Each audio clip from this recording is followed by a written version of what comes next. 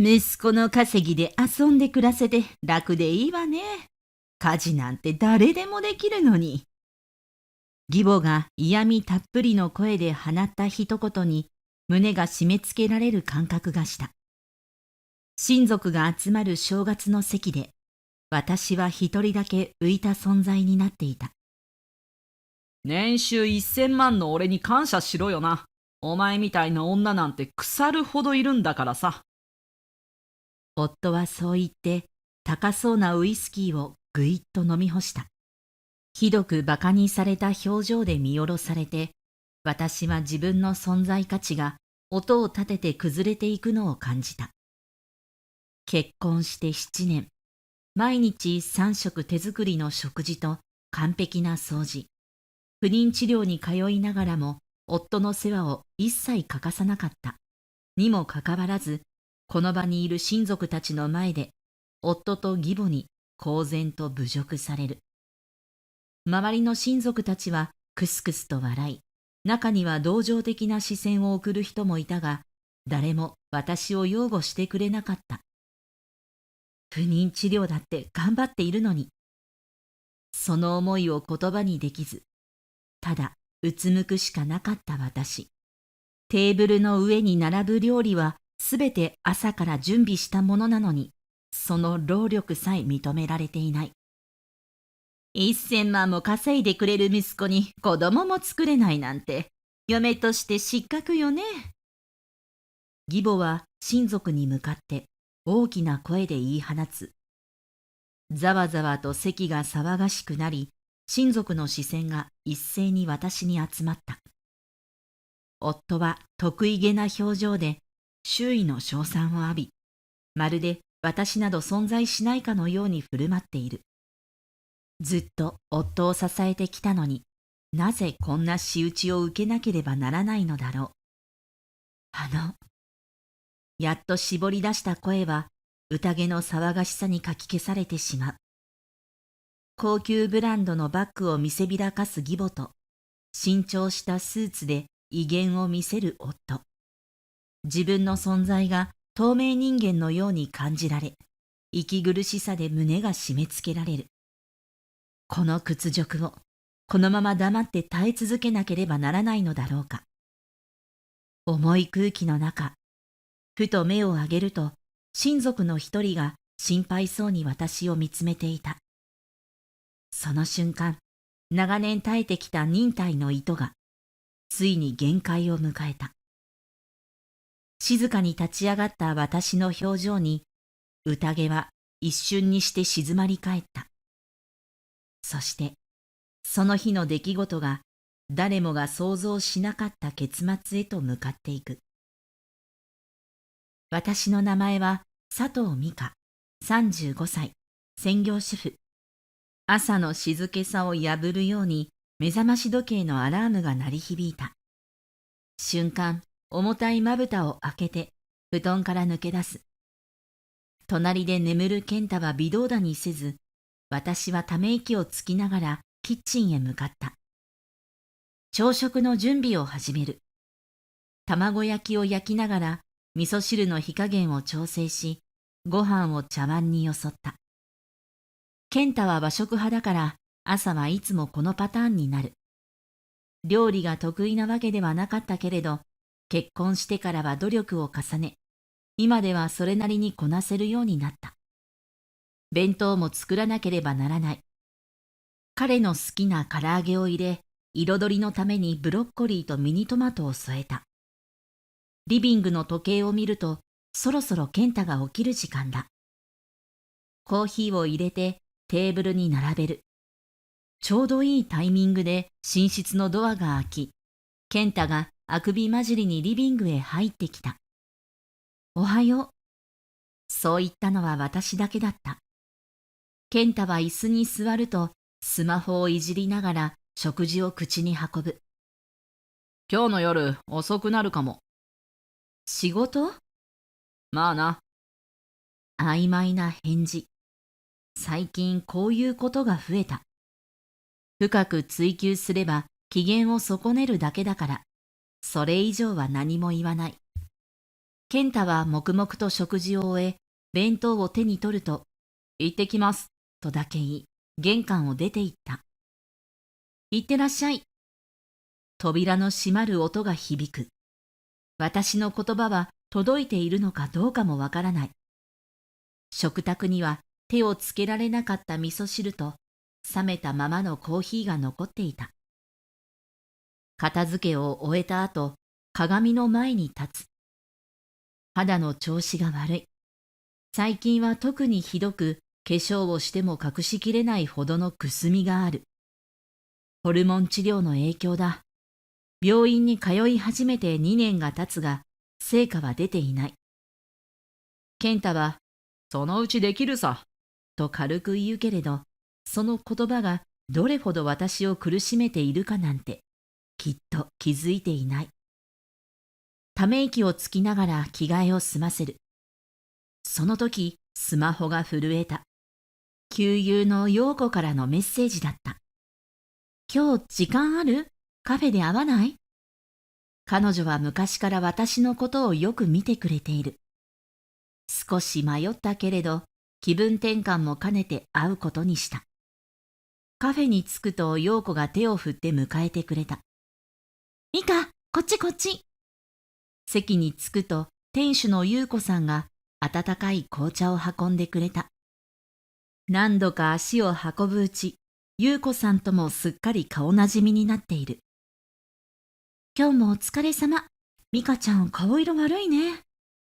そうかな。最近ちゃんと眠れてる？まあそこそこ。嘘だった。眠りが浅く夜中に何度も目が覚める。いろいろなことが頭をよぎって気がつけば朝になっている日が増えた。またお母さんのことで何かあった？私は小さくうなずいた。お母さんは最近私の家事に対する指摘が増えてきた。昨日は掃除の仕方がなっていないと言われ、その前は味噌汁の味が薄いと文句を言われた。昨日はまた孫の話をされた。ミカ。陽子は心配そうに眉を寄せた。私がもっと頑張らなきゃって思うんだけど、どうしたらいいのか。頑張りすぎないで。ミカはもう十分やってるよ。優子さんも静かにうなずいた。でもさ、なんで京子さんがそこまで偉そうにできるの？この家、ミカちゃんの名義でしょ？そうだけど。だったらもうちょっと強く出てもいいんじゃない？強く出る。そんなことを考えたこともなかった。私はいつも波風を立てないように義母の言葉にうなずくだけだった。その時スマホがまた震えた。来週の日曜日、親族の集まりがある。健太からのメッセージだった。短い文章の後に続けてもう一通。うちでやるから準備よろしく。私はスマホを握りしめる。親族の集まり。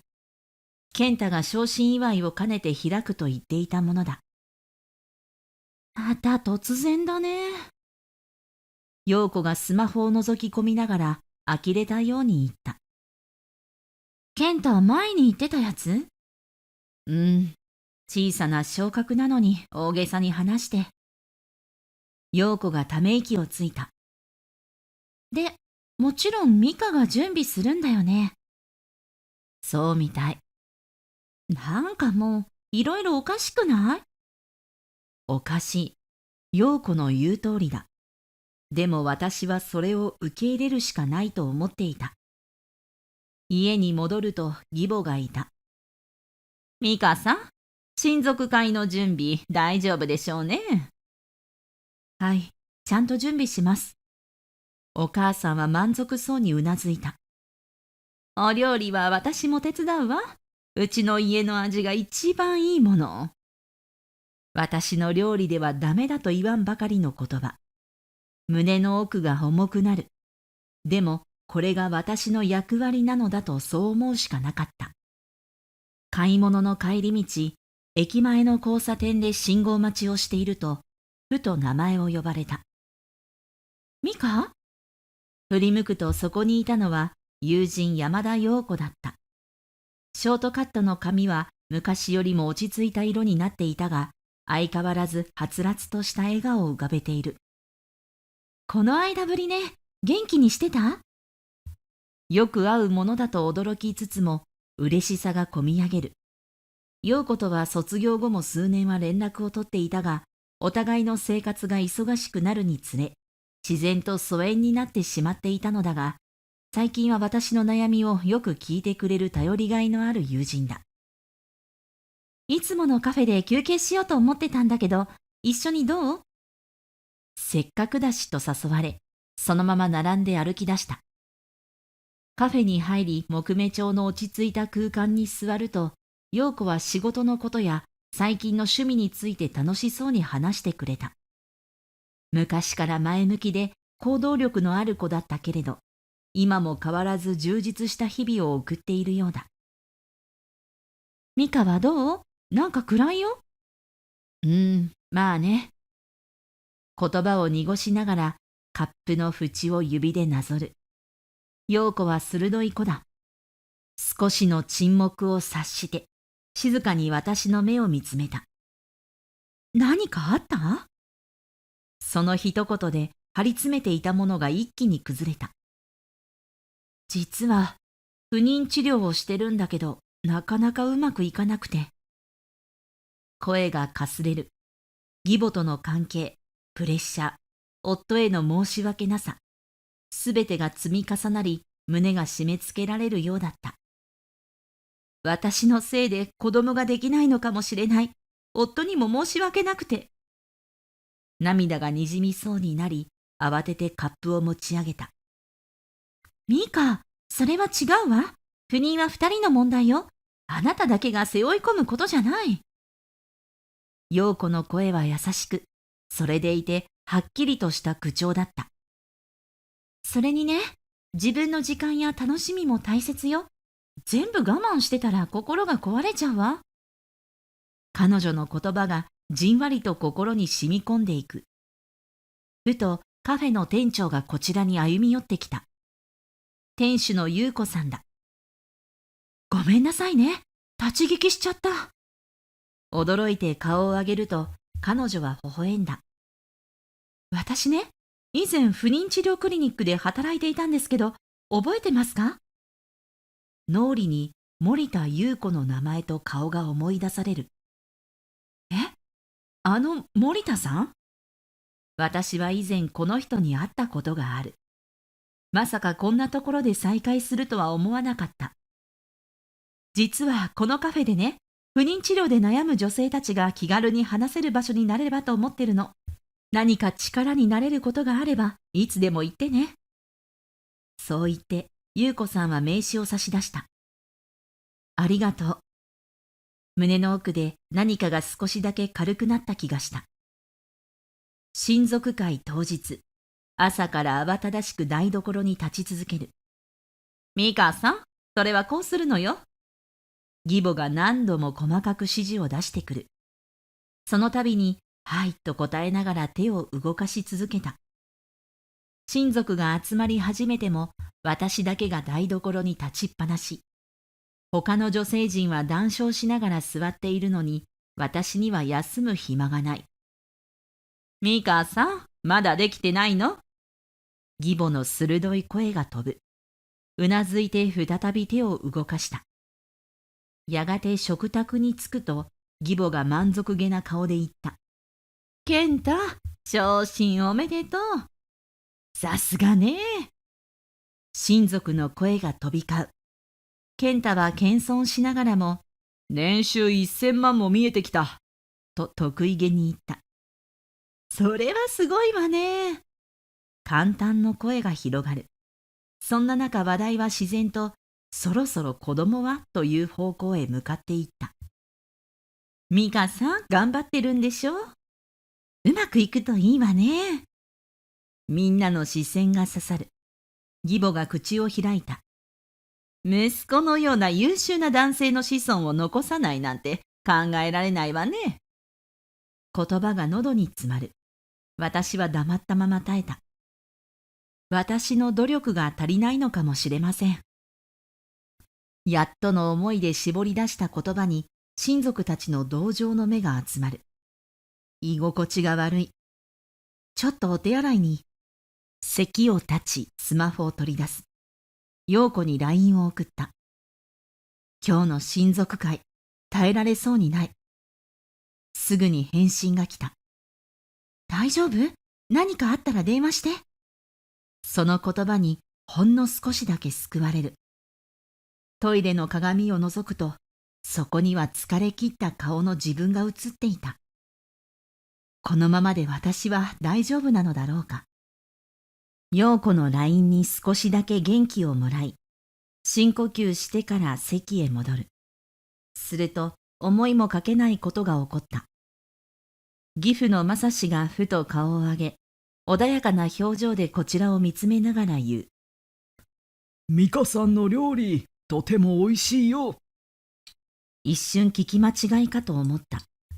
食卓のざわめきの中で、その言葉だけがくっきりと耳に届いた。こんなに家事を頑張ってくれる嫁さんを持って、息子は幸せ者だな。義父の落ち着いた小姉には、余計な飾りも皮肉もない。ただ純粋に私の料理と努力を認めてくれる響きがあった。義父の正志は普段あまり多くを語る人ではない。京子が主導権を握るこの家で、彼が何かを強く主張することはほとんどなかった。それだけに、その言葉は心の奥にすっと染み込んできた。ありがとうございます。驚きと戸惑いが入り混じりながらも、私は静かに頭を下げる。その瞬間、義父がにっこりと笑いながら、私の前に小さな杯を出した。これを飲みなさい。これは特別な古酒でね。大事な祝いの席でしか開けないんだ。古酒の瓶は美しい陶器の容器に入っていて、手に取るだけでずっしりと重みを感じる。義父が自ら私に勧めてくれることなど初めてで、思わず胸が熱くなった。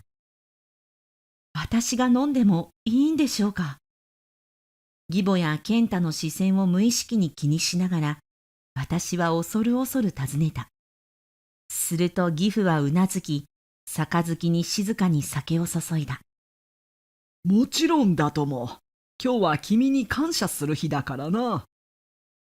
その言葉に私は目の奥がじんと熱くなる。周囲の親族もその光景を微笑ましく見守っていた。本当においしい。美香さん、料理上手ね。と、あちこちから声が上がる。私は杯をそっと口元に運び、ゆっくりと口に含んだ。芳醇な香りがふわりと鼻に抜け、滑らかな口当たりが喉を通り抜ける。まるで体の芯まで温めてくれるような感覚だ。おいしい。ぽつりとこぼれた言葉に、義父は満足そうにうなずいた。そうか、よかった。これを飲むと、なんだか心が穏やかになるもんだよ。その言葉通り、張り詰めていた心が少しだけ緩むのを感じる。義母や健太の視線が気にならないわけではない。でも、このひとときだけは、そのことを考えずにいられた。ほんのつかの間でも、義父が私の努力を見ていてくれたことが、今は何より嬉しい。その時だった。義母が、不意に唇の端を持ち上げ、わざとらしい笑みを浮かべた。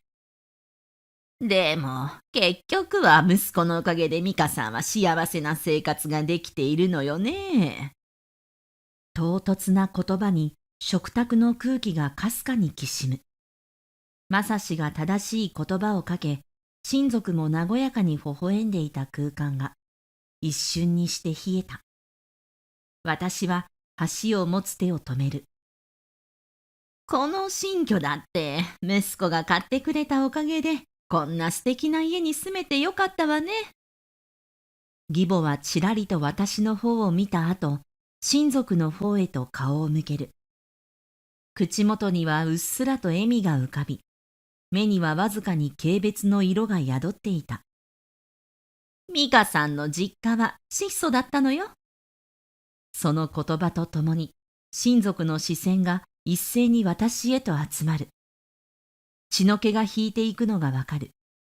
唇をかみしめうつむいた。心臓がぎゅっと縮こまり、鼓動が早まる。そうだ。確かに私はこの家で暮らしている。でも、それが夫のおかげだと決めつけられるのは違う。実家が裕福でなかったことは事実だ。それでも必死で私を育ててくれた。贅沢はできなかったが、温かい家庭だった。だが、今目の前でそれを嘲笑されるのは耐え難い。それと、子供はまだ？空気が凍りついた。義母の言葉が突き刺さる。私の苦しみを知っていながら、それをあえて口にする。不妊。ずっと心の中で罪のように抱えてきた事実。私は唇を引き結ぶ。体の内側が冷えていく。そうだよな。年収1000万の俺に感謝しろよな。笑いながら健太が言った。ふざけた口調で、家族の中にもクスクスと笑う者がいる。耳鳴りがした。私はこれまで健太のために努力してきた。どれほど病院に通っただろう。何度もホルモン注射を打ち、薬の副作用で体が重くなり、精神的に不安定になった日々。それでも妻としてふさわしくあろうとした。完璧な妻でいれば、いつか報われると思っていた。それなのに、健太は笑っていた。私は苦しんできたのに、夫はそんな私をあざけるように感謝しろと言う。親族もそれを笑い流している。なぜ私ばかりがこんなにも耐えなければならないのか。何かが音を立てて崩れた。胸の奥で今まで必死に積み上げてきたものが崩れ去る感覚。もう我慢しなくていい。私はゆっくりと顔を上げた。なら別れましょう。今すぐこの家から出て行って。言葉が飛び出した瞬間、部屋の空気が凍りついた。誰もが驚いて私を見つめている。その視線を受けて、私は深く息を吸い込む。この家は私の名義よ。実家の援助で買ったの。ポケットからスマホを取り出し、家の権利書の写真を見せる。これ見て。私の手が震えていたかもしれない。でも、それ以上に冷静さを保つ必要があった。お母さん、勘違いしないでください。このマンションは私の実家が援助してくれたもので、夫は一銭も出していません。健太が焦った顔で、お前、何言ってんだよ。と声を荒げる。でも私は構わず続ける。それに、夫、あなたの年収が1000万？嘘つかないで。私は次に給与明細の写真をスクロールして、親族たちの前に差し出した。実際は550万程度。あなたの浪費のせいで生活費は私の貯金を切り崩しているのよ。言葉が冷たく響いたのか、親族の間に動揺が広がる。義母は、そんな、息子は優秀なはずよ。と、信じられない様子でつぶやく。健太の顔が真っ赤に染まった。なんでそんなこと言うんだ。怒声が部屋に響いたが、私の示した証拠の前には反論できない。その時、背後から急に声が上がった。健太、あんた最低ね。驚いて振り返ると、健太の姉、明美が立っていた。親族がざわめく中、明美は冷徹に言葉を続けた。美香さんがどれだけ苦しんでいるか、あなたは想像もしてないでしょう。明美の視線が健太を鋭く射抜いている。私の胸が高鳴った。私だって治療を経験したわ。ホルモン注射の痛みや副作用で体調を崩しながら、それでもあなたはそのうちできるさって、どれだけ傷つくかわかる？明美の声には怒りが込められていた。しかも嘘もついて偉そうにして。明美は私を振り返り、一瞬だけ優しい目を向けた。あの時、確かに私も明美に不妊治療の愚痴をこぼしたことがあった。自分の気持ちを整理できなかったあの頃の私。明美は覚えていてくれたのだ。お母さんも不妊の苦しみを分かろうともしないなんて。その言葉は私の中で何度も反響する。義母は世間体を何より大切にしていた。自分の息子を守ることに必死になり、私の苦しみを理解しようともしてこなかった。それどころか私を見下し、適当な言葉で慰めようとした。どんなに私が努力しても、あなたの息子には届かないのよ。その思いを無意識のうちに口にしていたかもしれない。健太はもう反論する気力をなくしていたのか、ただ目を伏せるだけだった。私の周りでは親族たちの顔に驚きや困惑が浮かんでいる。こんな形で家族の問題が表面化するなんて誰も予想していなかったのだろう。でも今やっと気づいた。私がこんなに苦しんできたことを少なくとも明美は理解してくれている。それが私にとって唯一の救いだった。今そんな話しなくても。健太と義母はまるで息を合わせたようにその言葉を口にした。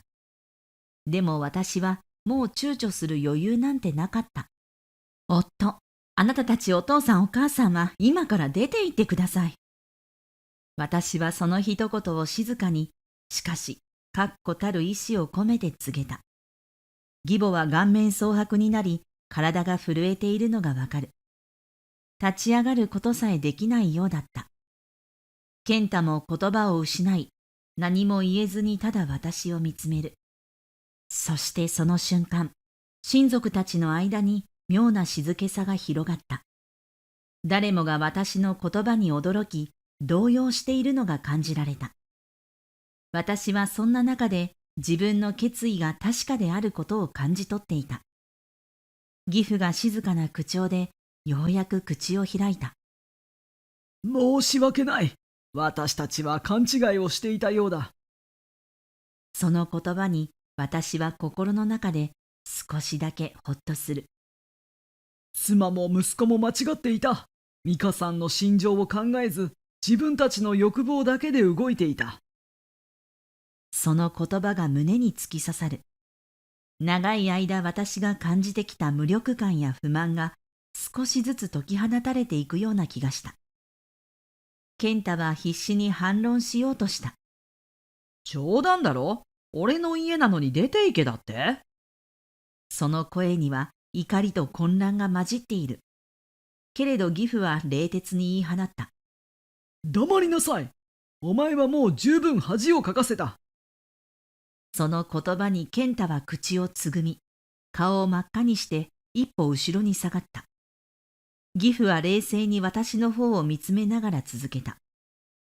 京子、荷物をまとめなさい。私たちは今日にでもホテルを探そう。義母は最初は反応を示したが、すぐに言葉を飲み込んだ。でも、義母が口を開こうとするが、義父の鋭い視線に圧倒され、言葉が出てこなくなる。その場にいた親族たちは、やっと私のそばに立ってくれたようだった。大変だったわね。私たちも気づかなくてごめんなさい。そんな声が私の耳に届く。私を気遣うその言葉が胸に少しずつ温かさを運んでくる。明美も静かに私に近づき、優しく言った。美香さん、今までよく我慢してきたわね。その言葉が私の中にあふれていた涙を少しだけ落ち着かせてくれる。明美の言葉に私はどうしても涙をこらえきれなくなりそうだった。でも今はそれを見せるわけにはいかない。健太は私を睨みつけながら低い声で言った。後でな。その言葉が私の耳に響く。すぐにでも何かを言い返してやりたい衝動が湧いてきた。でもその場ではそれを飲み込んだ。健太は親族の前を通り過ぎ、無言で立ち去った。私はその背中を見つめながら、心の中で少しずつ整理をしていく。これで終わりではない。始まりだ。その夜、私は陽子に電話をかけた。呼び出し音が数回鳴った後、陽子の声が電話の向こうから聞こえてきた。美香、どうしたの？その声には少し驚きが混じっていたが、すぐに落ち着いた口調になった。今、少し話せる？私は深呼吸をしてから言葉を続けた。今日、ついに言ってしまったの。陽子は少し沈黙した後、優しく答えた。よく言えたわね。ずっと辛かったでしょ？その言葉に涙が一筋流れるのを感じた。今まで私はずっと自分の気持ちを押し込めてきた。誰にも言えず抱え込んでいた不安や怒りが一気に溢れ出してきた。ありがとう、陽子。本当にずっと辛かった。その言葉がやっと私の中から出てきた。陽子の声がまた響いた。何かあったらすぐに私に連絡して。これからはもう一人で考え込まないで。その言葉に私はまた涙がこぼれそうになった。こんなにも心配してくれる人がいることを私は長い間忘れていた。陽子の温かい言葉が心に染み込んでいった。少しだけ肩の力が抜けて、ほっとした気持ちになる。けれどすぐに不安が押し寄せてきた。でも、これからどうなるんだろう。その思いが私をじわじわと押しつぶすような感覚を与える。陽子はその不安を感じ取ったのか、すぐに答えてくれた。大丈夫よ、美香。これからは一歩一歩進んでいけばいいの。急ぐ必要はないんだから。陽子の声には私を信じてくれる力強さがあった。その言葉に私は少しだけ安心した。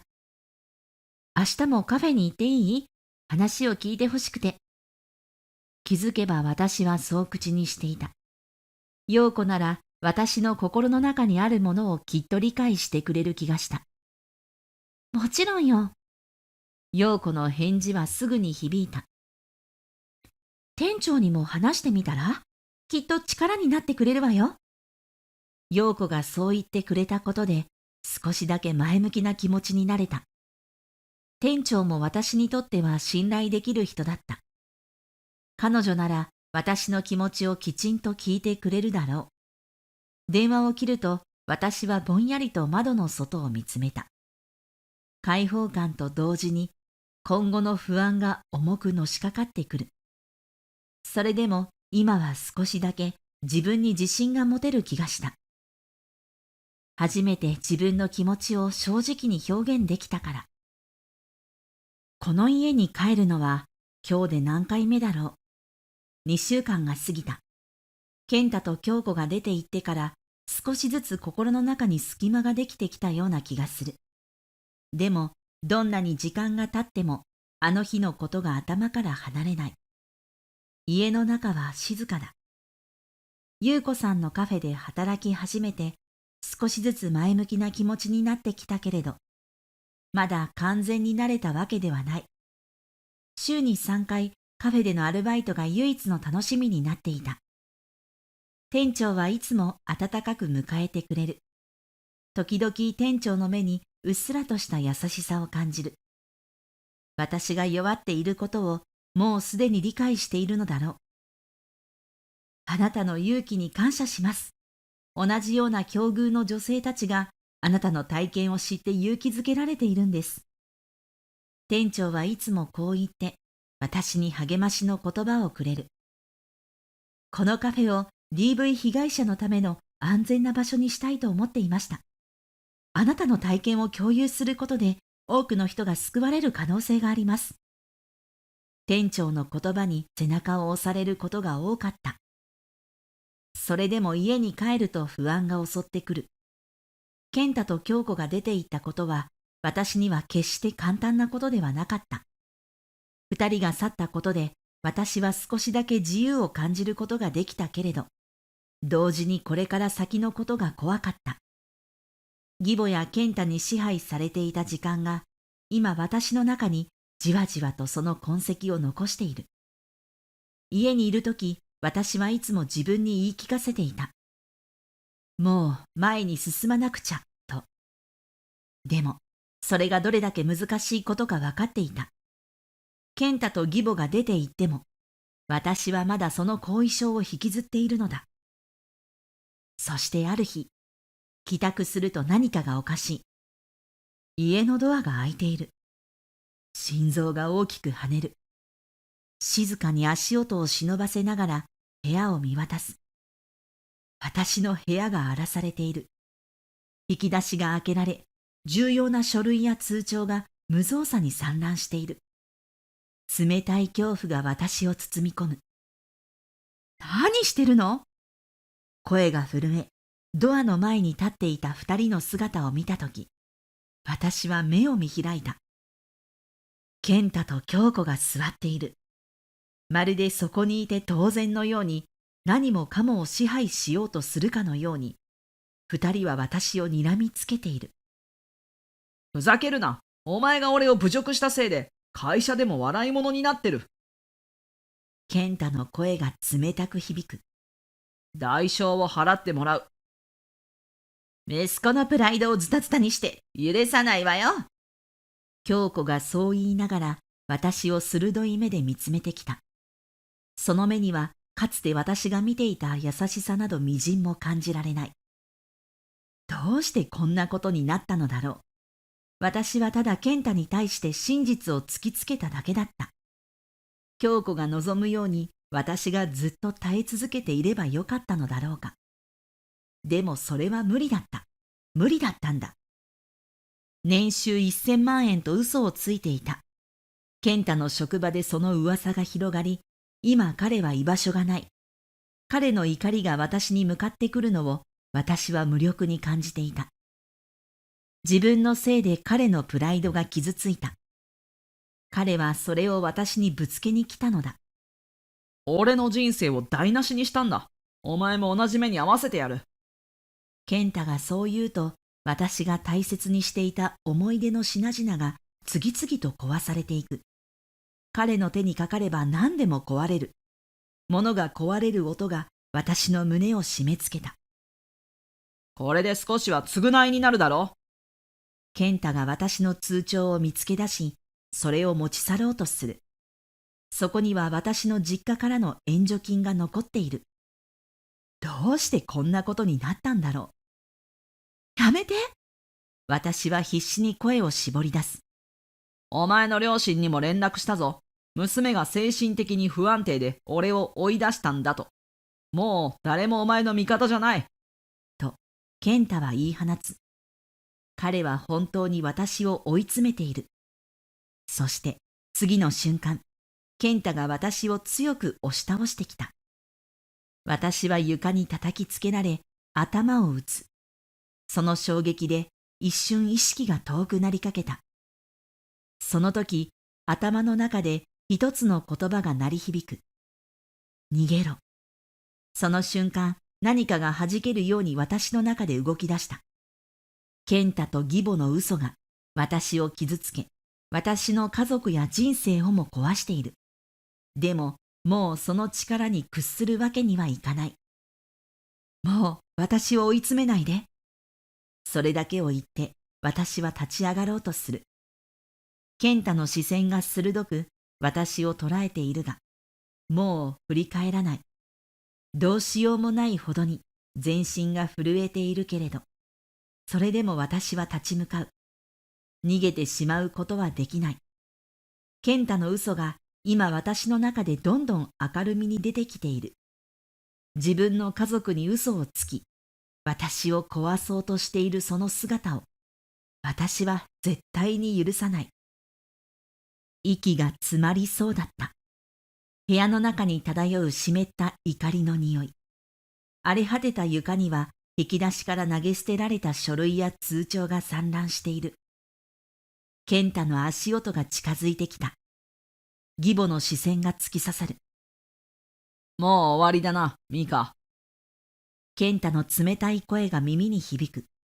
私の体はこわばり動けなかった。頭を打った衝撃がまだ残っていて視界がかすむ。それでもここで終わるわけにはいかない。逃げなきゃ。必死に立ち上がろうとしたその瞬間。ピンポーン。玄関のチャイムが鳴った。誰だ？健太が不審そうに立ち上がる。チャイムは何度も鳴り続けている。明らかに訪問者は中にいる人間の気配を察している。こんな時間に。義母が小さくつぶやく。健太は苛立った様子でドアに向かった。覗き穴を覗き込むと顔色が変わる。なんで？ドアが開かれると、そこには父と母、そして陽子、さらには優子さんが立っていた。娘は？父、健一の低く鋭い声が響く。玄関先の空気が張り詰める。お父さん、これは。健太が言い訳しようとする間に、陽子と優子さんが部屋の中へ踏み込んだ。ミカ！陽子が駆け寄り、私の顔を覗き込む。その表情が一瞬で曇る。頭降ってる。陽子の声が震えていた。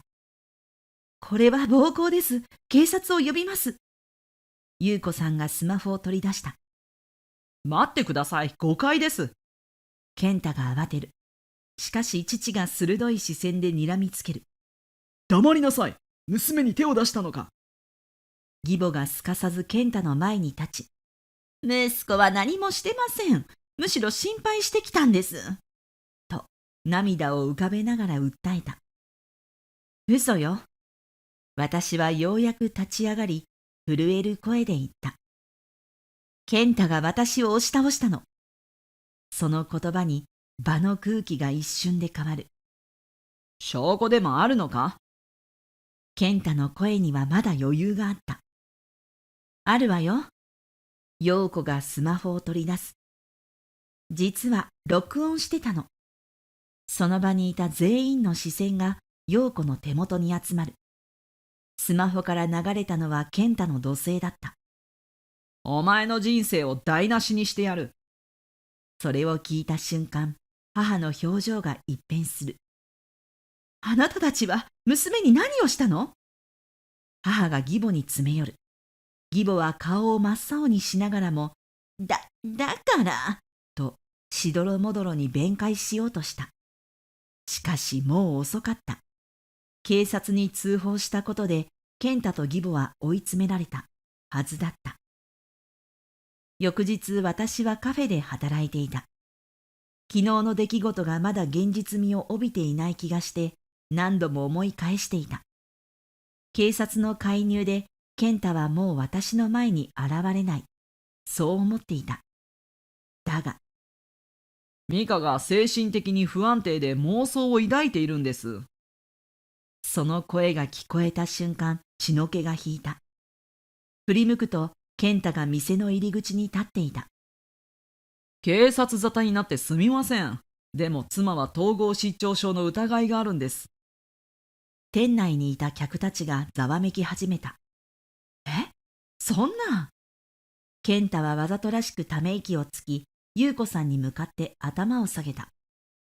ご迷惑をおかけして申し訳ありません。彼女が妄想を信じ込んでいるんです。ふざけないで。私は叫んだ。健太、嘘をつくのはやめて。嘘じゃないよ、ミカ。君は病院に行くべきだ。みんながそう思ってるよ。周囲の視線が私に集まる。私は強く唇を噛んだ。ミカ？その時、聞き覚えのある声がした。実の姉のユミだった。あなた、よくもそんな嘘を。ユミが健太に詰め寄る。妹は不妊治療に通いながら毎日家事を完璧にこなしていたのに、あなたは一度も感謝の言葉を言わず嘘ばかりついていた。カフェの空気が凍りつく。健太さん、嘘はもう通用しないですよ。優子さんの声が低く響いた。出て行って。健太は歯を食いしばりながら店を出て行った。私は震える指でエプロンの裾を握りしめた。負けない。もう絶対に。その数日後、実の姉、由美の夫が記事を書いてくれると言ったとき、最初は迷った。姉の旦那は小さいながらもマスコミ関係に勤務していて、今回の件を聞いて何か助けになりたいと申し出てくれたのだ。しかし、私は深く悩んだ。私は本当にこのことを世の中に知られる覚悟があるのだろうか。でも姉は力強く私の手を握り、ミカの話は同じように苦しんでいる人の支えになる。匿名でいいから伝えてみない？と言ってくれた。私はしばらく沈黙した後、小さくうなずいた。お願いする。これが私の次の戦いの始まりだった。紹介された女性専門の弁護士、鈴木まりに相談すると、彼女はすぐに書いてくれた。これは明らかな DV、証拠を集めましょう。彼女の冷静な声に少しだけ心が落ち着いた。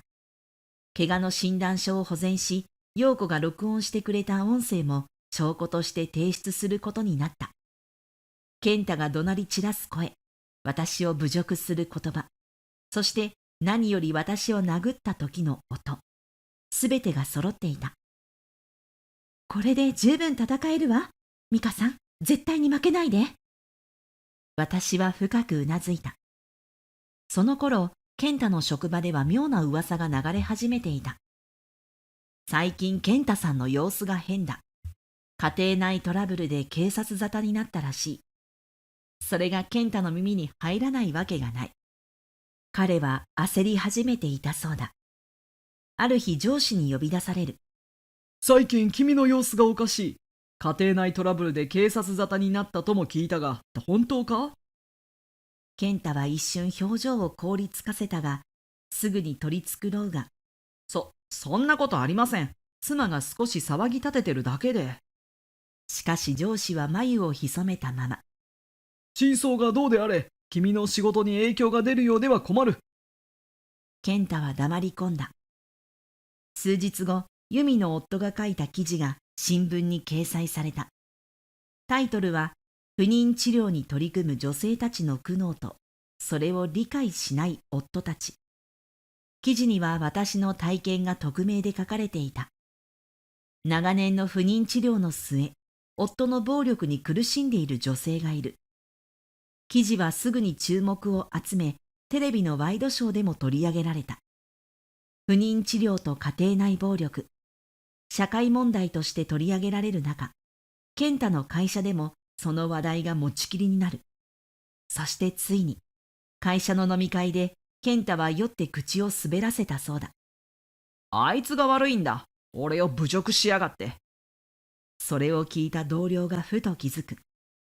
お前、もしかしてあの記事に出てくる旦那なのか？瞬く間に噂は会社中に広がったらしい。最低だな。家庭内暴力なんて信じられない。健太の仕事はどんどん減らされ、取引先からも契約解除が相次いだ。このような問題社員は看過できない。ついに会社は健太を降格処分にした。一方、町内会でも騒ぎが広がる。京子さんの息子さん、あの記事の人じゃない？息子を甘やかしすぎた結果ね。嫁いびりなんて今時ありえないわ。世間体を何より大切にしていた京子は、その言葉に震えた。違うわ、そんなこと。しかし、誰も信じなかった。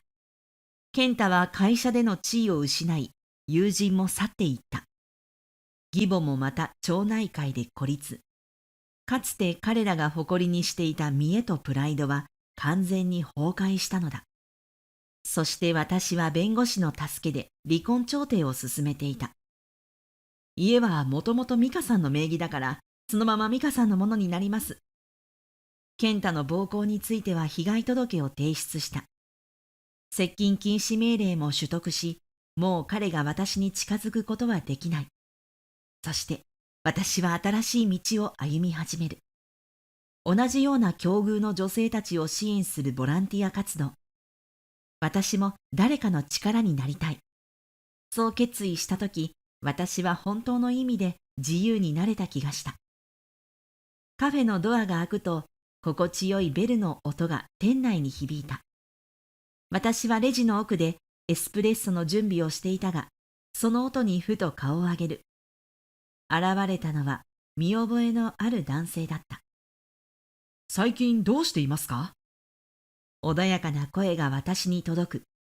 白衣ではなく、落ち着いたグレーのジャケットに身を包んだ高橋医師がカウンターの前に立っていた。以前と変わらぬ優しい眼差しで私を見つめている。夫と離れるに従って、足が離れた不妊治療のクリニックの主治医だった人物だ。先生。思わずその名を口にすると、彼は少し微笑んだ。たまたま近くまで来たので寄ってみました。とてもいいお店ですね。私はカップを吹きながらうなずく。おかげさまで常連さんも増えてきました。最初は不安だったけど、今では毎日が充実しています。店内を見渡せば、馴染みの顔ぶれがちらほらと見える。ランチを楽しむ主婦たち。ノートパソコンを開いて仕事をしている若い男性。赤ちゃんをあやしながら談笑する女性たち。ここに集う人々の笑顔が私の新しい生活を彩っていた。それが一番ですね。高橋医師の言葉に胸がじんわりと温まる。先生は最近どうですか？相変わらず忙しいですよ。でもこうして元気な顔を見ると嬉しくなります。私はコーヒーを入れながら静かに考える。あの頃私は不妊治療に追い詰められ、健太の暴力に怯え、出口の見えない暗闇の中にいた。だが今、こうして自分の居場所を持ち、好きな仕事をしている。先生、よかったらこれどうぞ。私はカップを差し出す。うちのブレンドです。私が選んだ豆で作ったんです。彼は嬉しそうに受け取り、香りを楽しむように目を閉じた。いい香りだ。美香さんらしい優しい味がしそうですね。思わず笑みがこぼれた。誰かに認められるということが、これほど嬉しいものだとは思わなかった。その日を境に、高橋医師は何度か店を訪れるようになった。仕事帰りに立ち寄り、短い会話を交わすだけの日もあれば、ゆっくりとお茶を飲みながらいろいろな話をする日もあった。そしてある日、美香さん、今度一緒に食事でもどうですか？不意にそう言われ、驚いたように彼の顔を見た。私と？はい、美香さんともっと話したいし、もっと知りたいと思っています。胸の奥が静かに震える。うん、行きたい。その返事をした瞬間、自分が確かに前に進んでいるのだと実感した。季節は巡り、桜の花が咲く頃、私は高橋医師と並んで歩きながら、ふと問いかける。もし、また不妊治療を受けるとしたら、先生はどう思いますか？彼は立ち止まり、真剣な眼差しを向けてくる。美香さんが望むならそれを応援します。でも僕はどんな選択をしても美香さんの人生が素晴らしいものであることに変わりはないと思っています。まっすぐな言葉に心が震えた。私は長い間、母になることだけが人生の価値だと思い込んでいた。でもそれは違う。私の価値は私自身が決めるものだ。ありがとう。その言葉はこれまでの自分への決別であり、新たな人生への一歩だった。カフェに戻ると、陽子がカウンターの奥で手を振った。ミカ、おかえり。私は微笑んで返す。ただいま。大きな窓から柔らかな陽光が差し込んでいる。テーブルに映る光の模様がまるで未来への道を示しているようだった。これが私の新しい人生。私は私のために生きていく。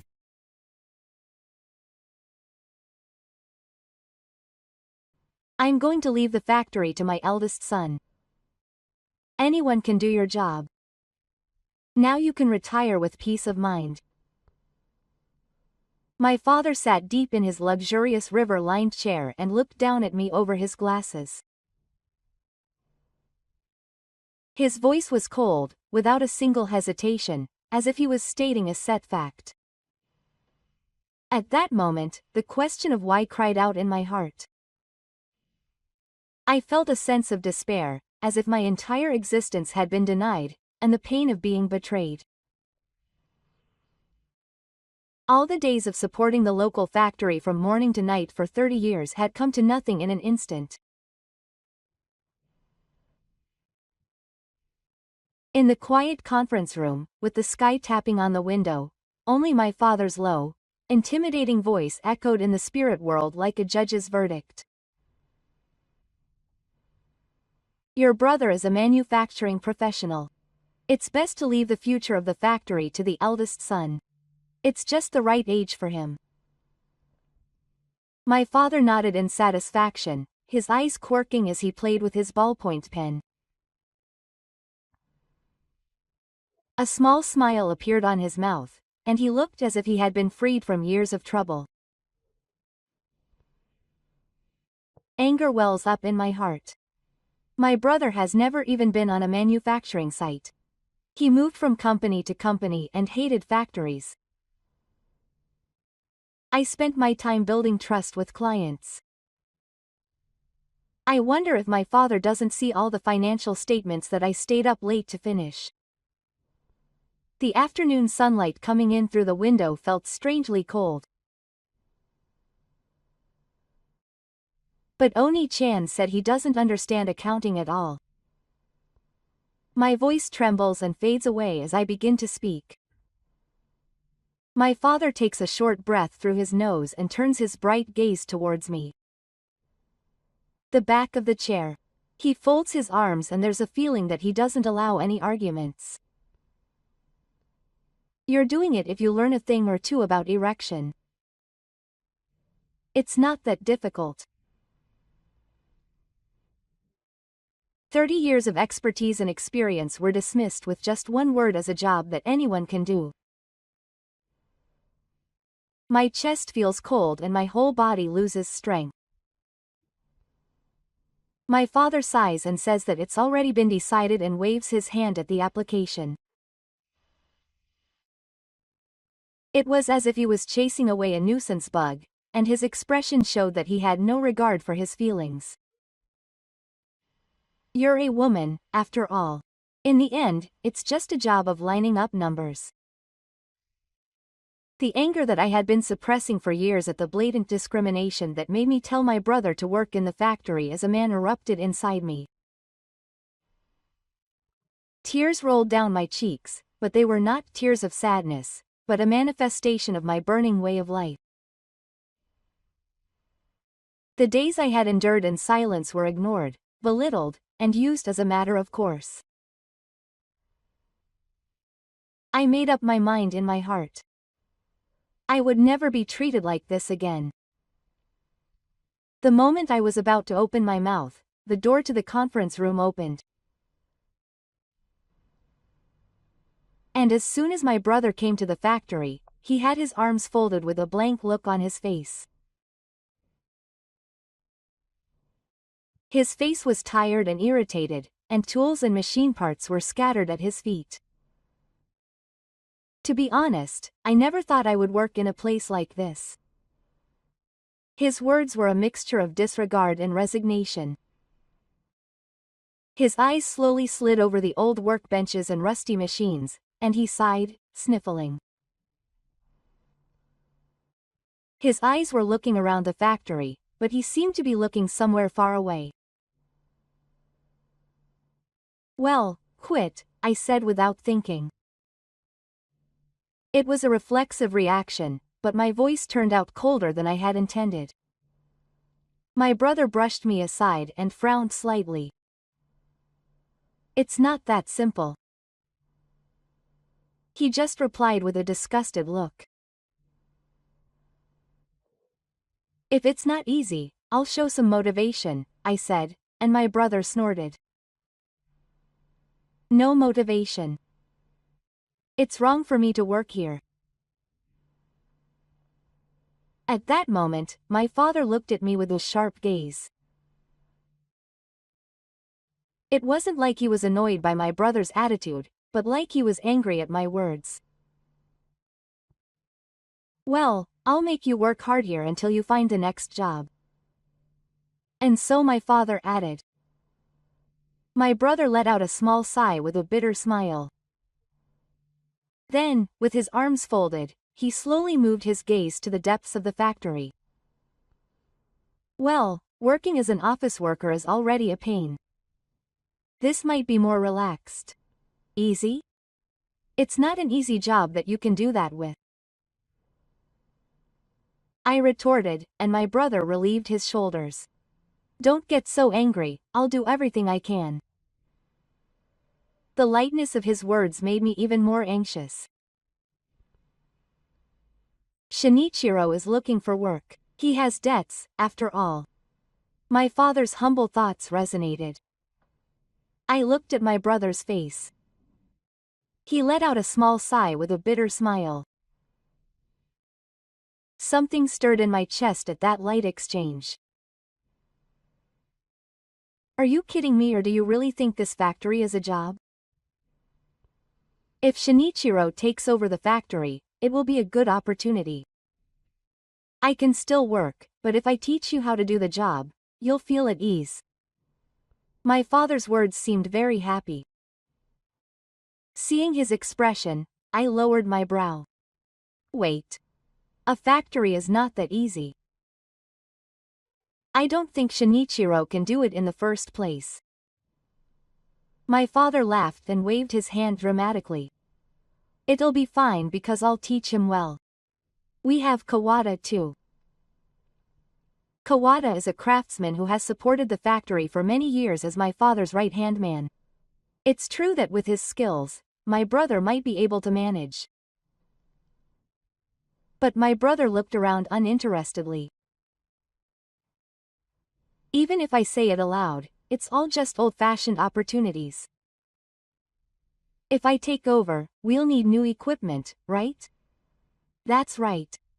If Shinichi is motivated, it might be a good idea to install new equipment. When my father said that, I stood up from my chair without thinking. Where is that money? My brother raised a lump and twisted his mouth as if he was amused by my reaction. If we ask the bank, it will be fine. It's a chance to expand the factory. I held my head in my hands at my father's optimistic words. The current factory sales will not be enough to pay the loan for new machinery. You're always worrying about small things. That's why you're no good. When my father said it as if he didn't like it, my brother also looked annoyed as if he agreed. They're not really making a profit in the first place. Or maybe the accounting is sloppy. Well, let's look at the books. It will show how much they're doing on the edge. When I argued, my brother waved his hand as if it was bothersome. It's fine. You don't have to look at that. I sighed in annoyance. My brother doesn't understand anything. Neither my father nor my brother are interested in the management of the factory, but they just say whatever they want. Well, with me, things will be fine. His words made me feel uneasy. Yukari and Rento's family are having a baby. My husband, Kita, said this with a happy look on his face. I was excited by his words. I couldn't believe that my son and wife, Rento and my sister, were going to have a baby. But when I actually heard those words, it immediately became real. If that's really the case, we have to celebrate, I replied. I imagined myself thinking of a name for my grandchild and preparing baby supplies, and my heart was filled with emotion. I felt like the moment I had been waiting for a long time had finally arrived. Kita also seemed genuinely happy, and said that he had something to look forward to after the wedding. He said that every day would be fun from now on. This was the happiest news for my couple. I can't help but look forward to seeing how Rento and my sister will raise their baby. That night, my husband and I were talking about our grandchild at the dinner table. I could see the image of Emmy on each of our faces. I couldn't put into words how happy we were about the baby being born.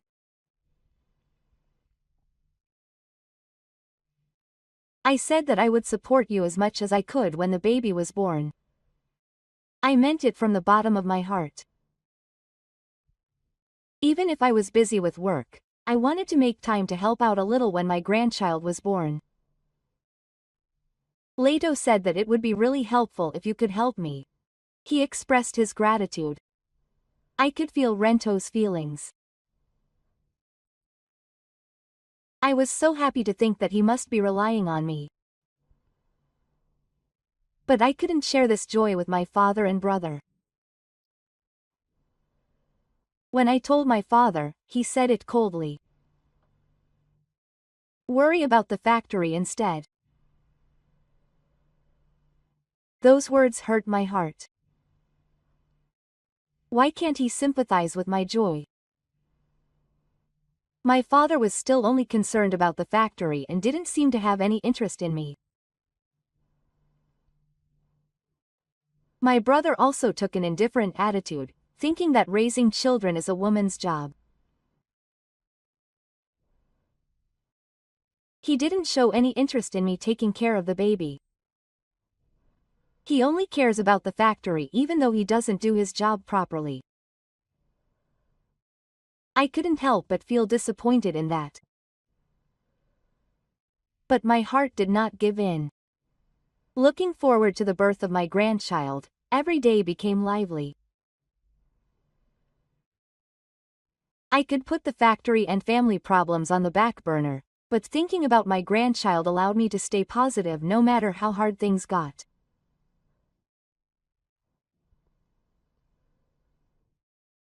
After that, my father needed to update the factory's equipment for Shinichiro, and I was so shocked that I was speechless.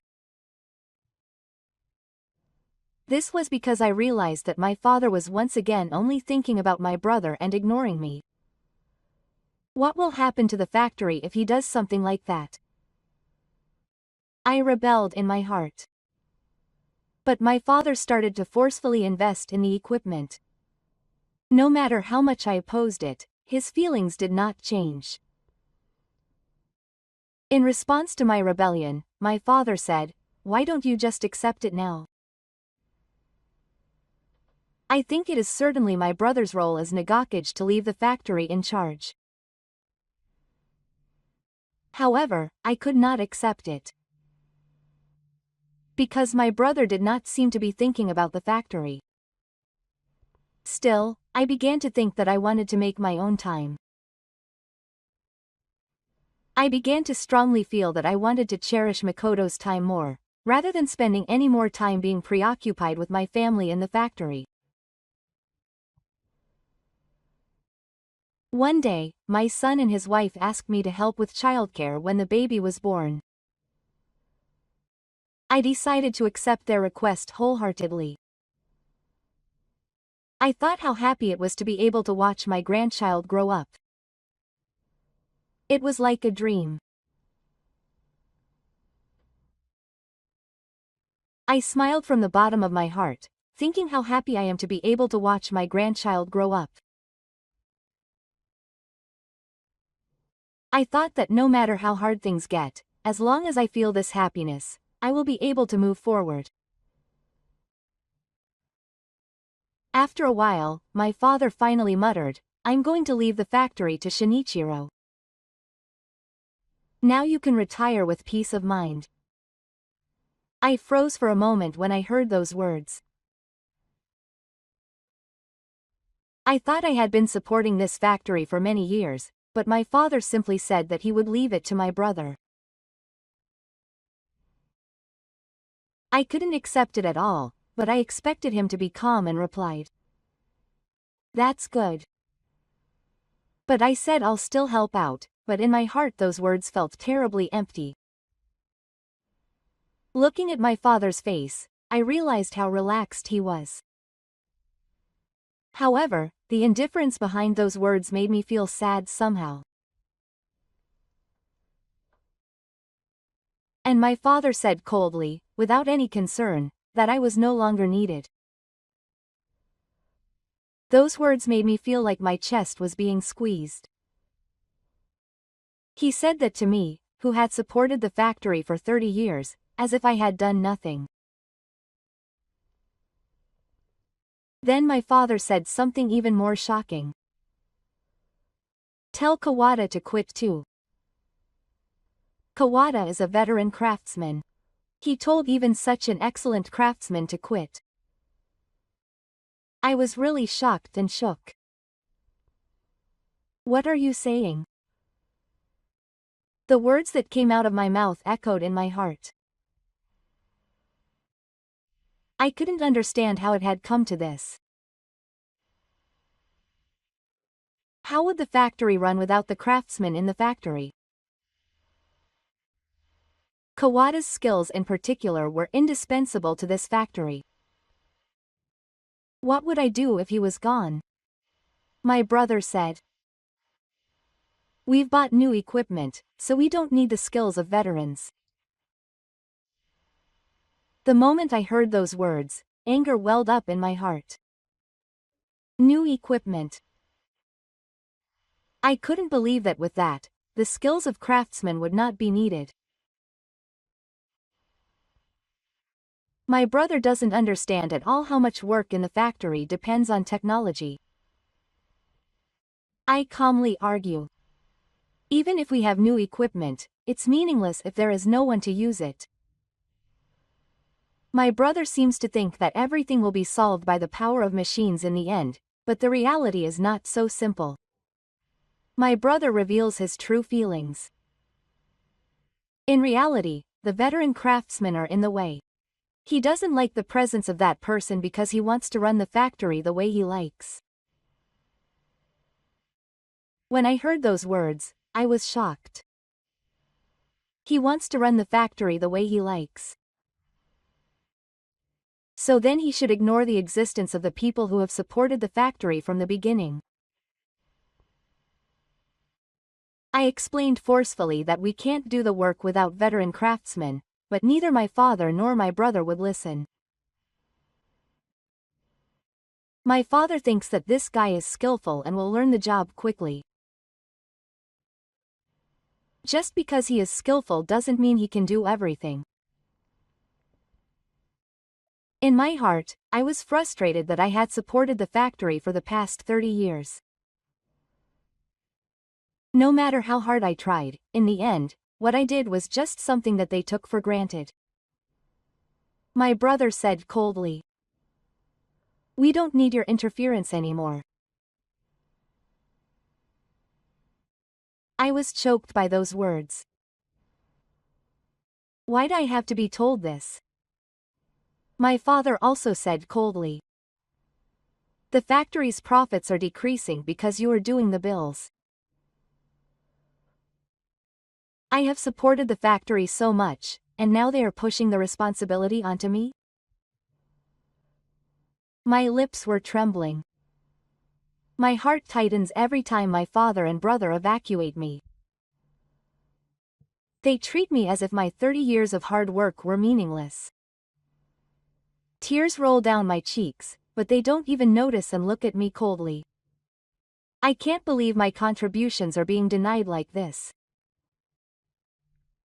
I tried desperately to persuade my father to let the veteran craftsman stay, but he didn't listen.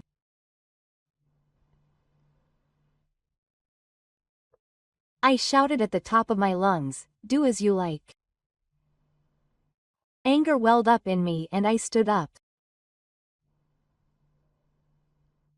"Then I'm really quitting today," I declared. "Please ask my brother to repay the debt." At that moment, my brother looked shocked and stunned. My brother didn't know that the factory had debts. He seemed completely unaware of the fact. I said calmly, "Debt? What debt?" My brother asked, his face pale. "The monthly repayment amount is 1 million yen. I told him the truth because it was due at the end of this month. At that moment, my brother's face distorted with surprise and impatience. My brother seemed to understand his position immediately. Then he shouted coldly, "Well then, just get out of here." I froze on the spot after hearing those words. My father also told me to quit as soon as possible if I wanted to. Has this meant that I have been completely wasted? I finally held back tears. I decided to leave the factory, saying sarcastically that I really appreciate your hard work over the past 30 years.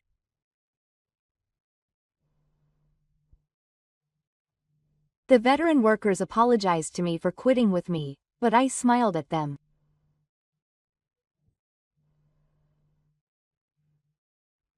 I apologized, but they didn't mind, saying that I was going to quit because I was old enough to receive a pension.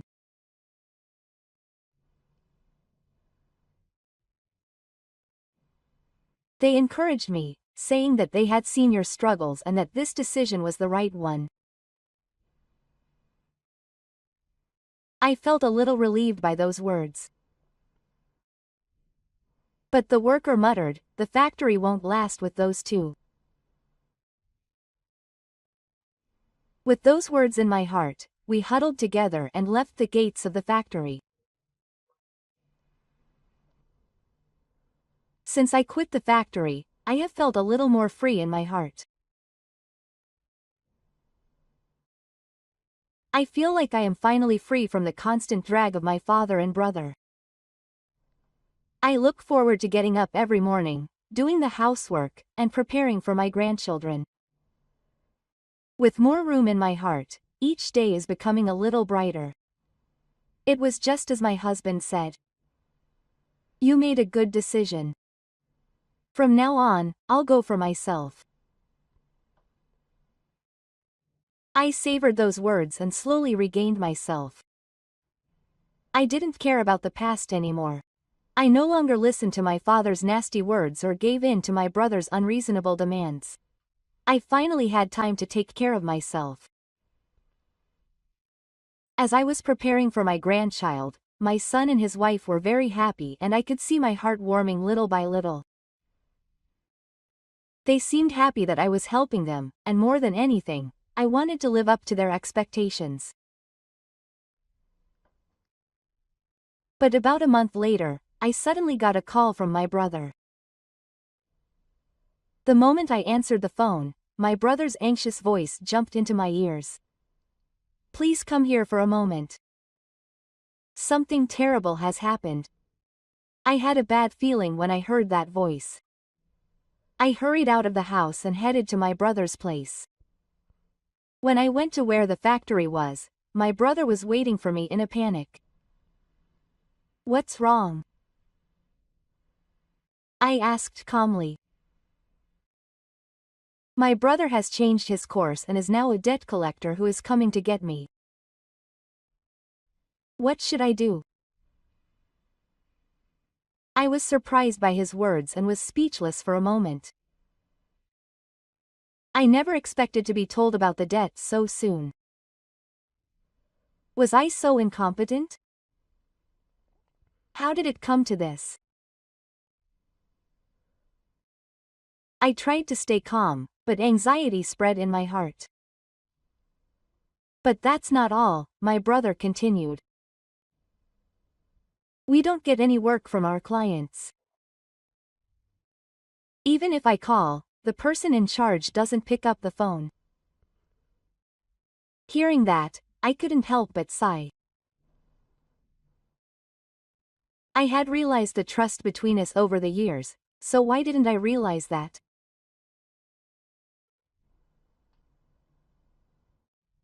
I explained that it had taken me years to realize the trust between us. My brother couldn't understand his words and instead shouted at me, blaming me for not telling him earlier.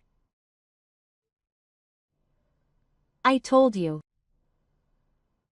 I answered calmly. You told me when I quit. I went there at the time about the debt. My brother looked surprised, but he said impatiently, "Why didn't you notice that?" I had no choice but to answer calmly. I told you it was no big deal. My brother was silent for a moment, but then he started crying. Please help me. I don't know what to do. I felt a little pain in my heart when I saw them.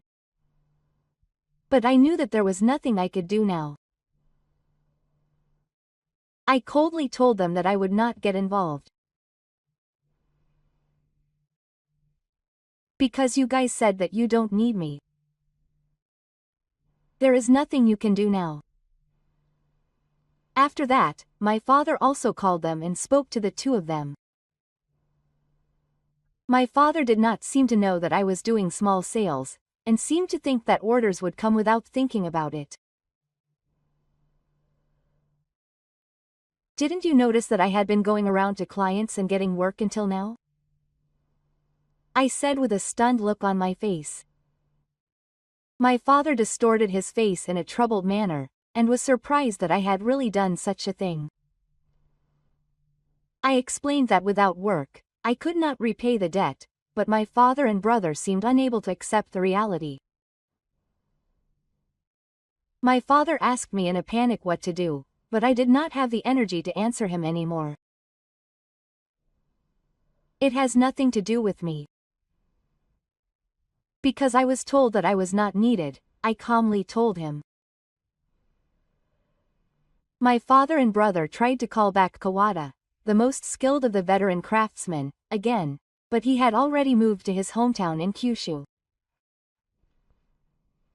I coldly told him the fact. He went back to his parents' home in Fukuoka. He said he was going to enjoy fishing from now on. My brother was impatiently shouting at me why he hadn't come back, but I couldn't answer him.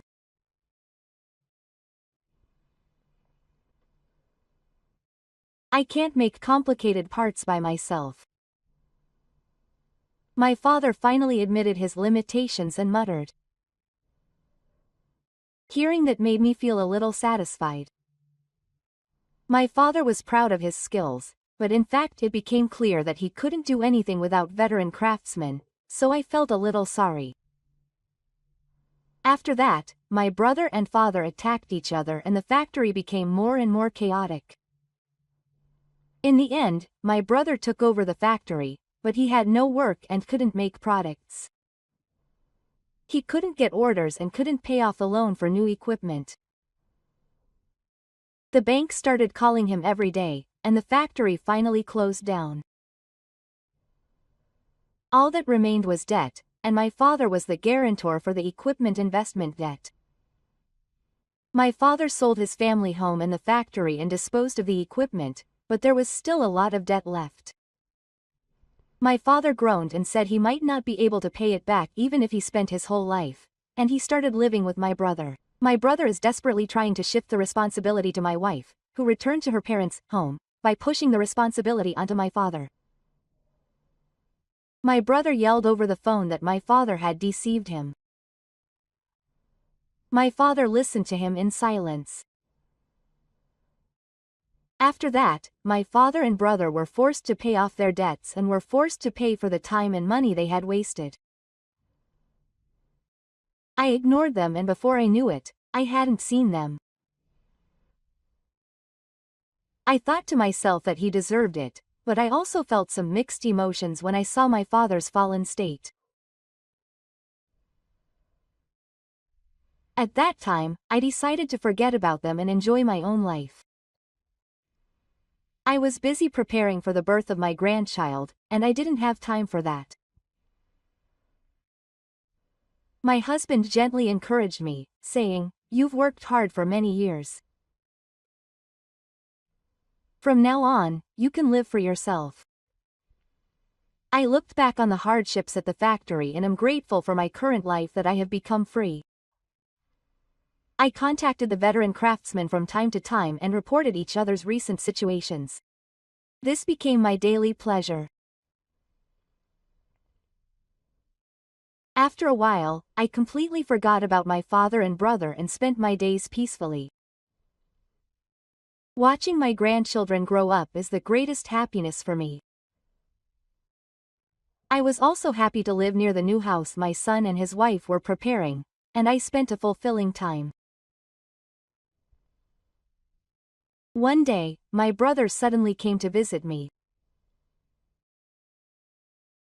When I opened the front door, he told me in a trembling voice that my father was gone. The moment I heard those words, I felt a tightness in my chest. I was shocked, but at the same time, I felt calm. I couldn't believe how this had happened. What happened?" I asked in a trembling voice. My father was hospitalized with pneumonia and the doctor said that he didn't have much time left. My brother told me without looking me in the eye. His face no longer had the innocent smile that it once had, and he looked exhausted. "I want you to come and see him once."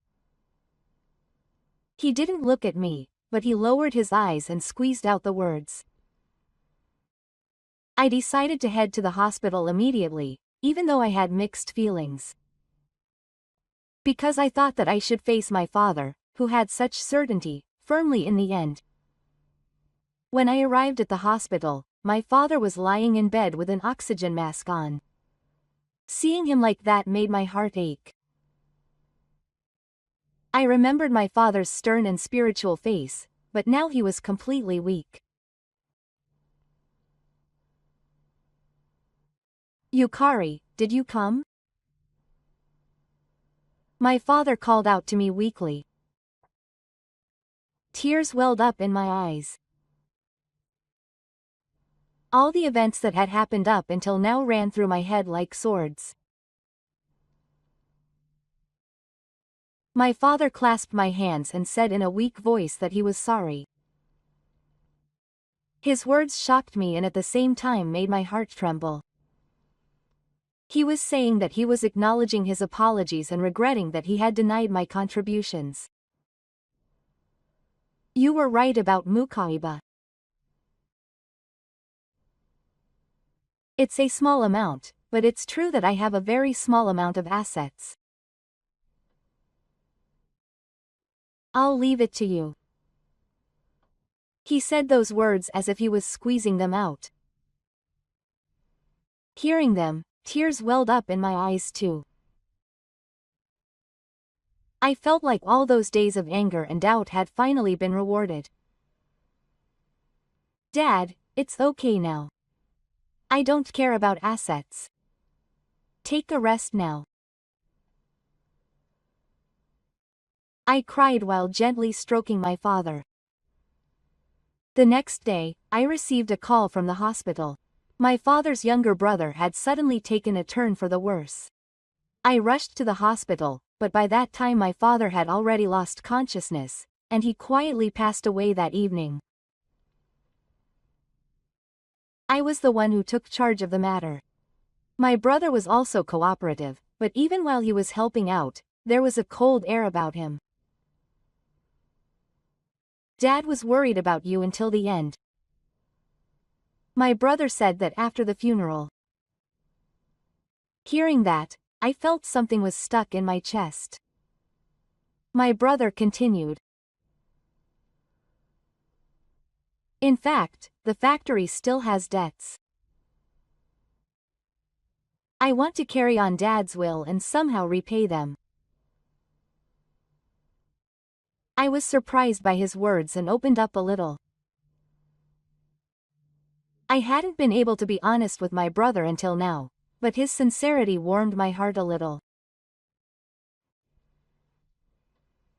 I'll help you if there's anything I can do, I answered as if I was speaking to my slightly weak self. My brother looked at me and expressed his gratitude. Thank you. I'm going to live honestly from now on. But I'm going to be betrayed again. One night when I saw signs of harmony. When I met my brother at the factory to start rebuilding the factory, he suddenly said that he actually had a will. Will? What does that mean? My face froze for a moment. He said that my father had decided to leave all his assets to me before he died. But a few days later, he said that he had received a call from a lawyer. In the actual will, it was written that my brother would inherit all the assets. What does this mean? I was shaken and speechless. I also learned that my father's debts did not actually exist and were a lie that my brother had made up. My brother was trying to deceive me and take all the inheritance for himself. Brother, why would you do this? I cried out, my voice shaking with grief. My brother's attitude changed completely, and with a look of triumph on his face, he said, "You have no right to do this. I am the eldest son." At that moment, I understood everything. This man hates me, he wants to hurt my heart and play with me. He even puts on a bad show and is indifferent to work, but he is good at denigrating me. Dad was deceived when he was in a daze. Sadness gripped my chest and I couldn't stop crying. My brother continued, "This is also a business. I'm sure a god like you wouldn't understand." And my brother told the cold country, "You should get out of here right now." He kicked me out, saying that all of this was his. I was shaking with sadness and anger, but it was too hard to see my brother, so I left the place. When I got home and told my husband everything, he said he wanted to fight it legally. But I was already exhausted. Enough. I don't want to fight anymore. My voice seemed to echo somewhere far away. After that, I couldn't take care of my grandchild as I went through the days.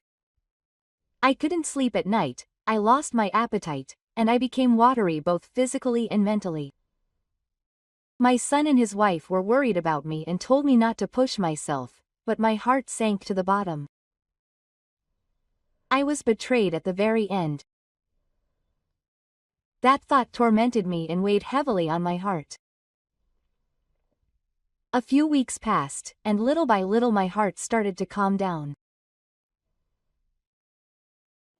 At first, I just couldn't stop crying and felt like nothing mattered, but because of the support of my family, I started to feel like I wanted to move forward little by little.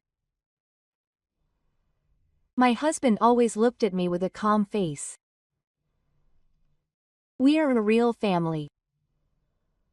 Those words echo in my mind many times. I thought many times about how to move forward from now on, but there was one thing I was sure of. It was because of the support of my family that I could recover. My son also noticed when I was in pain and put his arm around my shoulder. "There is nothing wrong with you, Mom." Hearing those words made me feel a little better. My son protected me. In my heart, I kept sending him words of gratitude. And when I saw the flag and my grandson's smile, something changed inside me. I was so depressed, but now I can't help but cry when I see my grandson's smile. I thought that that child is my future. Every time I see that smile, I can decide that I have to move forward. I have to stand up for that child. One day, an old friend of my father's came to visit us. He was a man who often came to our house when I was still young and was close to my father. When I opened the door, he looked at me with a serious look on his face. He said that there was actually something that was bothering me, and I immediately felt something when he said that. He told me that it was a fact that our family had not been informed of just before my father passed away. My father called him just before he died and said that his brother had been deceiving him. I was shocked. He asked me if the contract was really valid, since that was what my father had said at the end. Those words pierced my heart. I felt that I had to sort everything out again at that moment. Something was wrong. My father was definitely conscious when he signed that contract. The moment I remembered that, I decided to consult a lawyer immediately. When I went to see the lawyer, he told me that if my father was arrested while he was in a state of mental capacity, the contract could be invalid. Hearing that, I found a ray of hope. Now I have to find out what my father wanted to tell me at the end. When I started collecting business prospects, there was an amazing record in the hospital. On the day my father supposedly signed the contract, he had a high fever and was conscious. The moment I saw that record, I felt hope. I thought this would be evidence. Having that evidence, I regained my will to fight again. But just as hope began to rise, strange events began to occur one after another. One day, when I returned home from shopping, I found a letter in my mailbox. It was an anonymous letter that said that if you fight, you will regret it. The words written in the letter were so cold that they made me feel anxious in my chest.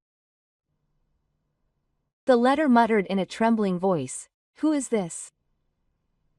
I felt terrified. A few days later, I received another letter telling me to stop. The letter seemed to be threatening me.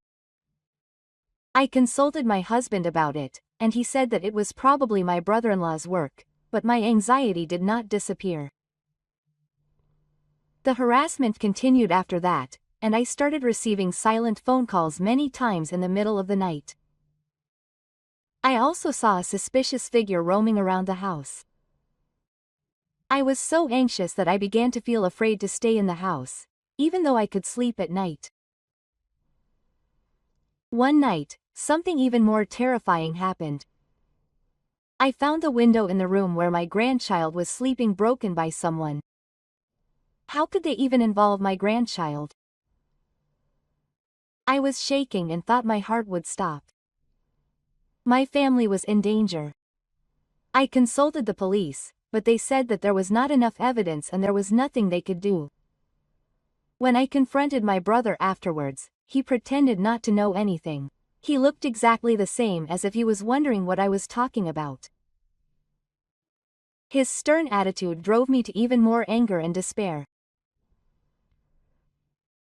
The threats escalated, and even my son's workplace was threatened with a threat to do something about his mother. My son was furious, but I couldn't help but worry about the safety of my family. He said, "Mom, let's stop the lawsuit. The safety of my family comes first." Quote. I was conflicted in my mind. Should I continue the lawsuit? Should I protect my family? Or should I stop fighting if my family is in danger? My wife also said with anxiety. When I thought about my grandchildren, I finally gave an answer to his words. I said with tears in my eyes that there are things more important than my father's inheritance. I can do anything to protect my family. My husband and son agreed, and we informed the lawyer of our intention to withdraw the lawsuit. My brother said it with a triumphant tone about our decision. I felt humiliated by his words, as if he was laughing at me for making the right decision, but I still had no regrets about choosing the safety of my family. I told my brother that this was the end. But then my brother made a ridiculous request. We had to sign a contract that said we would not cause any pollution. He threatened that the harassment would continue. We had no choice but to comply with his request. How could we keep quiet about this?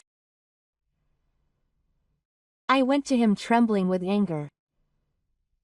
My brother said that this is normal in the business world. You are too soft. Our family was forced into a situation where we had to give in to my brother's request and give up everything. It felt like everything was falling apart.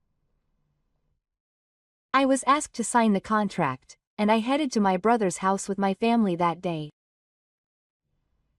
What kind of face should I make when I step into his house? I kept thinking about it over and over in my mind.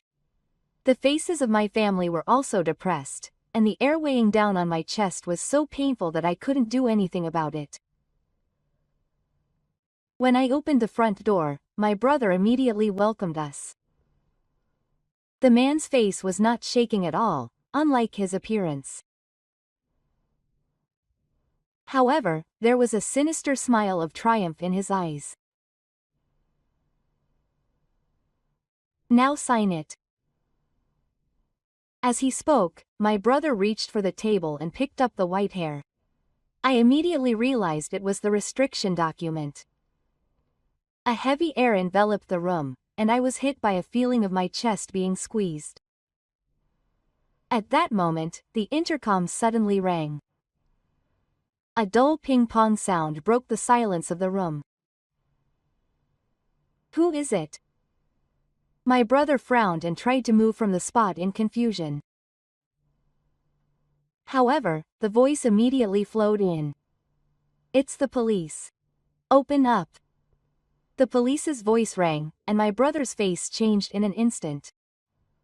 That triumphant expression disappeared, and a color of shock spread. What does it seem like? My brother hurriedly stood up and tried to head to the entrance, but police officers came into the room one after another.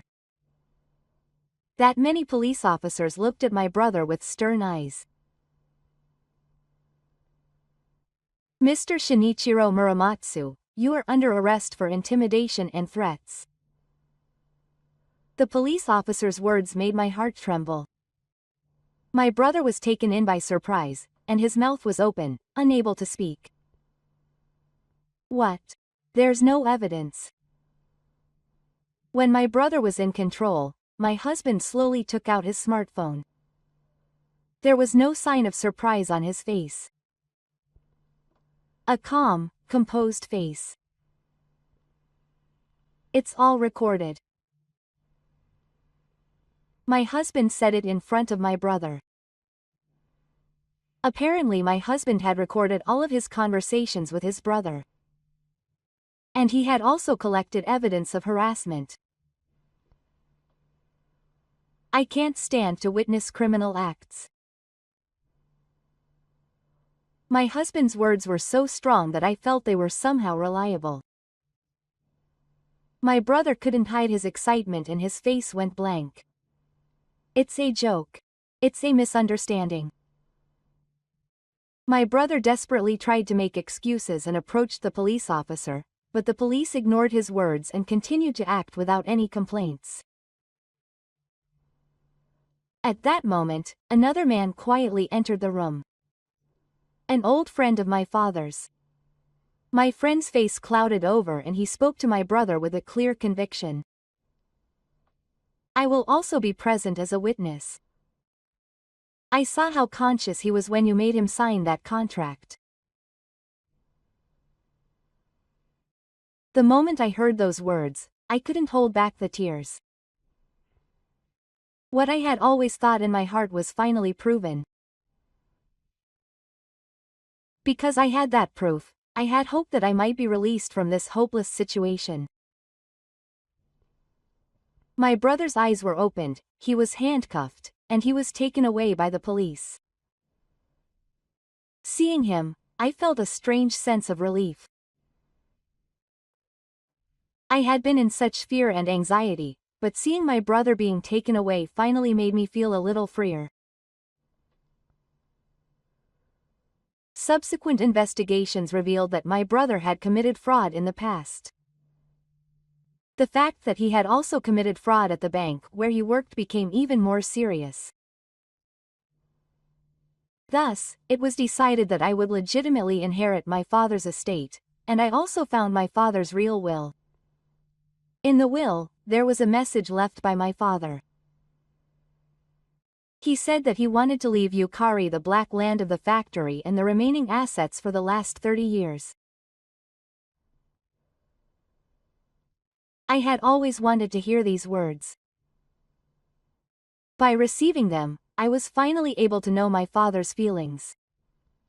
Apparently my brother's wife had finally realized the truth and decided to divorce him. I had been deceived for a long time. She bowed to me and said that she apologized to your family. I spoke to her gently. There was nothing wrong with you. What my brother did had nothing to do with her. She was also a victim.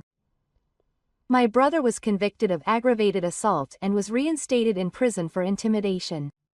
I think he must have been thinking this in the depths of despair.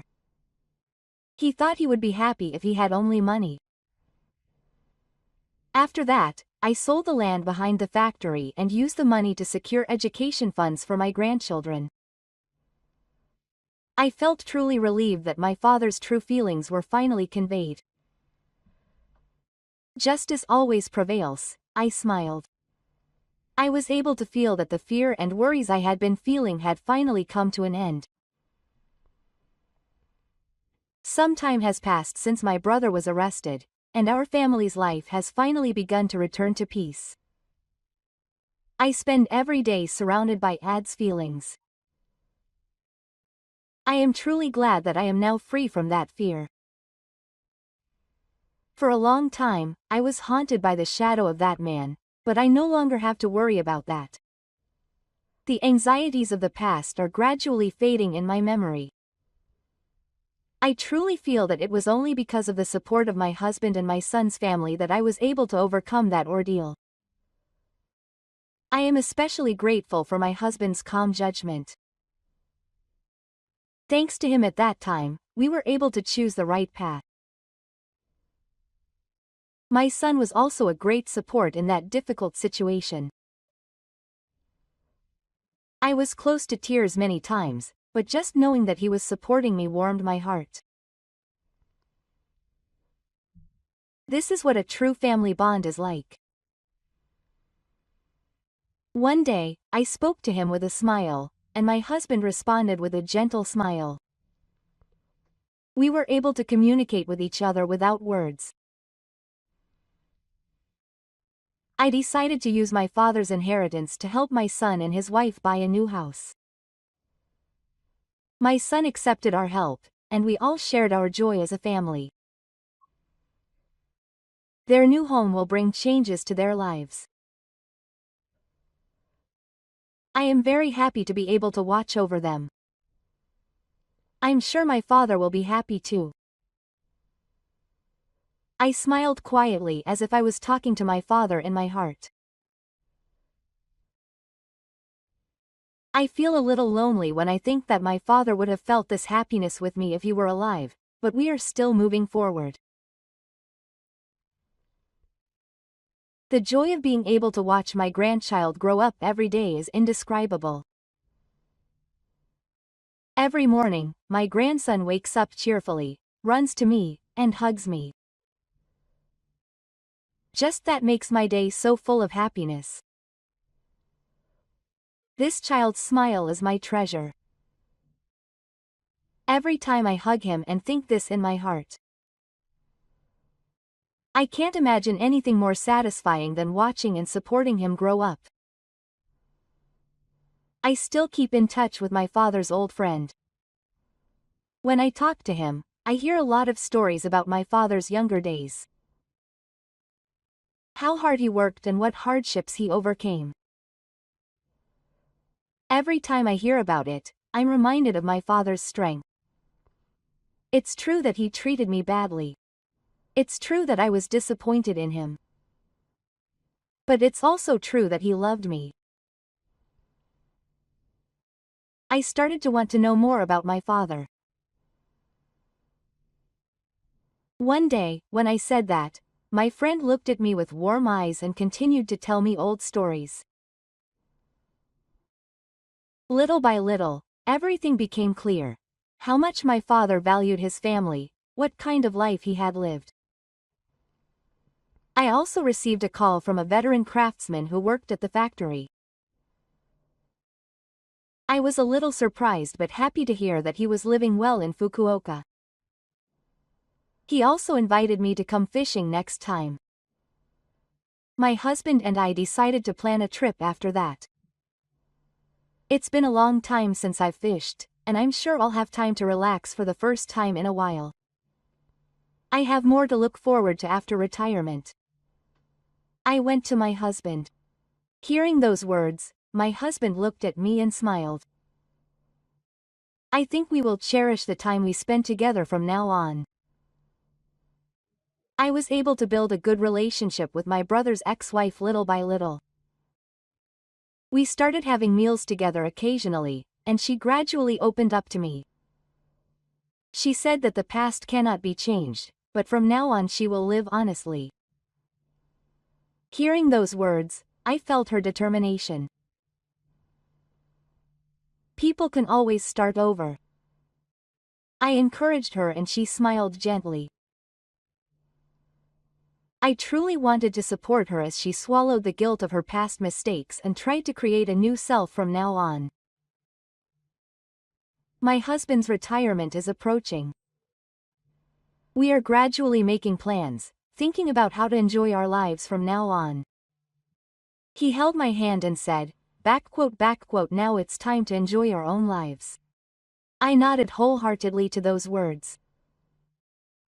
Just imagining how wonderful our lives will be from now on makes my heart pound.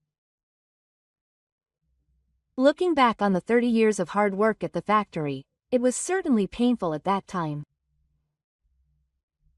But I think it's because of that experience that I am happy now. I was able to sort out in my mind that I was able to reconcile with my father in the end, and the weight in my heart was a little lighter. Dad, don't worry. Because I am happy. I looked up at the sky and spoke to my father. I will continue to walk with my family. Holding my grandchild and surrounded by my husband and son's family, a gentle smile appears on my face. I think this is my true treasure. This is my true treasure. With this feeling, I spoke with a feeling of fulfillment in my heart and spent the day quietly.